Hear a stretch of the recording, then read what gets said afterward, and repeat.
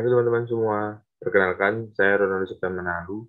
Pada kesempatan kali ini, saya akan mengajak teman-teman semua untuk bahas bersama-sama salah satu topik yang sangat menarik terkait mata kuliah kepemimpinan, yaitu pedoman untuk mengkoreksi kekurangan kinerja dan pengikut untuk kepemimpinan yang efektif.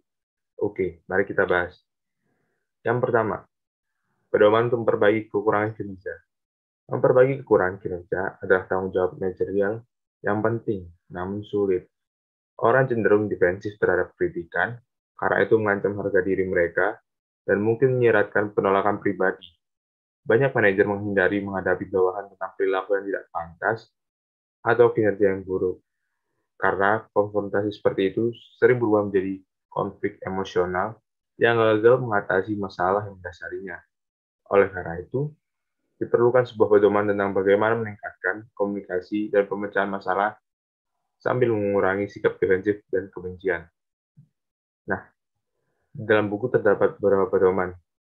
Yang pertama, yaitu kumpulkan informasi tentang masalah kinerja. Sebelum mengkonfrontasi bawahan tentang kekurangan kinerja, akan sangat membantu jika fakta-faktanya diluruskan.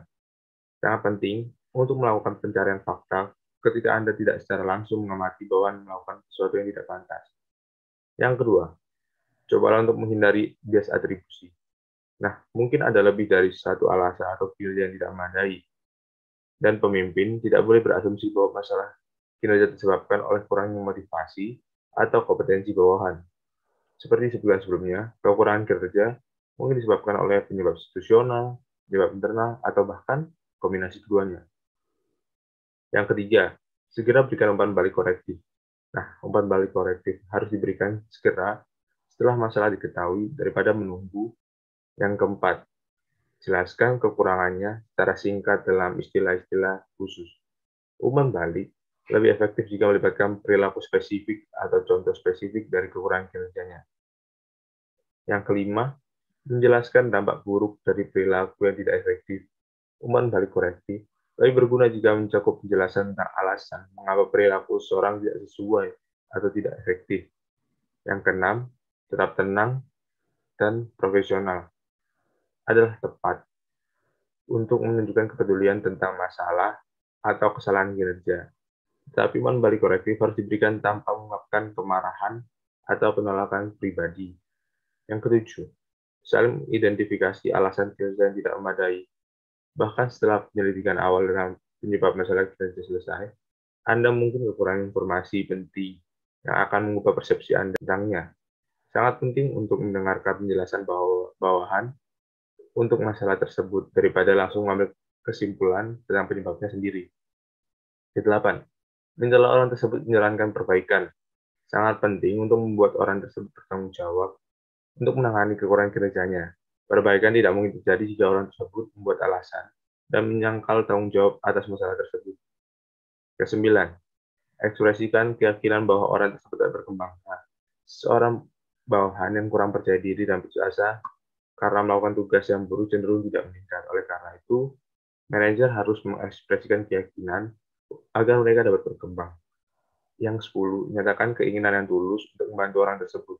Penting untuk mengkomunikasikan niat Anda untuk membantu orang tersebut berbuat lebih baik.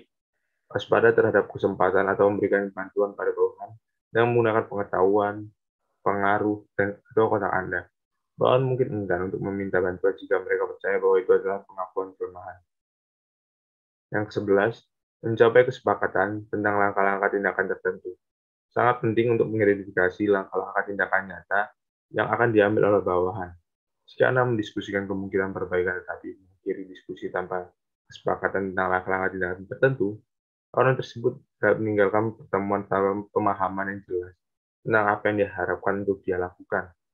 Yang ke-12, meringkas diskusi dan memverifikasi kesepakatan. Setelah kesepakatan tercapai dengan proses panjang tadi, buatlah ringkasan inti pembicaraan. Tujuan dari ringkasan adalah memeriksa kesepakatan dan saling pengertian. Nah, bab selanjutnya itu kontribusi pengikut untuk kepemimpinan yang efektif. Nah, pengikut yang termotivasi dan kompeten diperlukan untuk keberhasilan kinerja pekerjaan yang dilakukan oleh unit pemimpin. Pengikut dapat berkontribusi pada efektivitas kelompok dengan memelihara hubungan kerja yang kooperatif, memberikan perbedaan pendapat yang konstruktif, berbagi fungsi kepemimpinan, dan mendukung pengembangan kepemimpinan. Nah, dalam bab ini dibagi menjadi dua. Yang pertama yaitu follower identitas dan perilaku. Identitas pengikut bersifat kompleks dan belum tentu konsisten. Misalnya, identitas diri seorang anggota setia yang sesuai dengan norma dan kebijakan yang ditentukan oleh organisasi mungkin tidak konsisten dengan identitas diri seorang pengikut pemberani yang menentang keputusan buruk dan praktis tidak etis. Nah, Caleb pada tahun 1955 mencatat bahwa banyak orang mendefinisikan peran pengikut dalam hal konformitas, kelemahan, dan kepasifan. Konsepsi negatif ini sangat dipengaruhi oleh pengalaman anak usia dini di rumah dan di sekolah, di mana orang lain bertanggung jawab atas perilaku kita, tetapi kita tidak bertanggung jawab atas perilaku mereka. Sebagai orang dewasa, kepasifan dalam peran pengikut didorong oleh fakta bahwa para pemimpin biasanya lebih berkuasa, memiliki status lebih tinggi, lebih tua, dan memiliki lebih banyak pengalaman. Keengganan untuk menentang seorang pemimpin bahkan lebih buruk bagi seorang pemimpin mapan yang secara luas dipandang sebagai orang yang dipilih dan sukses. Charles berpendapat bahwa penting untuk mengganti konsepsi pengikut yang negatif ini dengan konsepsi yang lebih positif lagi. Singkatnya, pengikut yang efektif berani, bertanggung jawab, dan proaktif. Agar efektif, sebagai pengikut perlu menemukan cara untuk mengintegrasikan dua peran pengikut yang berbeda, yaitu untuk mengimplementasikan keputusan yang dibuat oleh seorang pemimpin dan untuk menentang keputusan yang salah arah atau tidak etis. Pengikut harus bersedia mengambil risiko tidak senangan pemimpin, tetapi risiko itu dapat dikurangi dengan mengembangkan rasa saling percaya dan hormat yang tinggi. Dalam hubungan seperti itu, seorang pemimpin cenderung melihat kritik dan perbedaan pendapat sebagai upaya jujur untuk memfasilitasi pencapaian tujuan dan nilai bersama, bukan sebagai ekspresi penolakan atau ketidaksetiaan pribadi. Yang selanjutnya yaitu mengintegrasikan peran pemimpin dan pengikut. Banyak anggota organisasi memilih peran ganda sebagai pemimpin dan pengikut. Misalnya, manajer penengah adalah pemimpin unit organisasi, tapi juga pengikut manajer dengan tingkat yang lebih tinggi. Agar efektif dalam kedua peran secara bersamaan, perlu ditemukan cara untuk mengintegrasikannya. Seorang pemimpin dianggap bertanggung jawab atas segala sesuatu yang terjadi dalam tim atau unit kerja, tetapi didorong untuk memberdayakan pengikut untuk bertindak sendiri dalam penyelesaian masalah. Oke, itu tadi pembahasan mengenai pedoman untuk mengkoreksi kekurangan kinerja dan pengikut untuk kepemimpinan efektif dari saya. Semoga setelah menonton video ini, teman-teman memiliki wawasan baru. Sampai jumpa lagi di video materi selanjutnya. Terima kasih.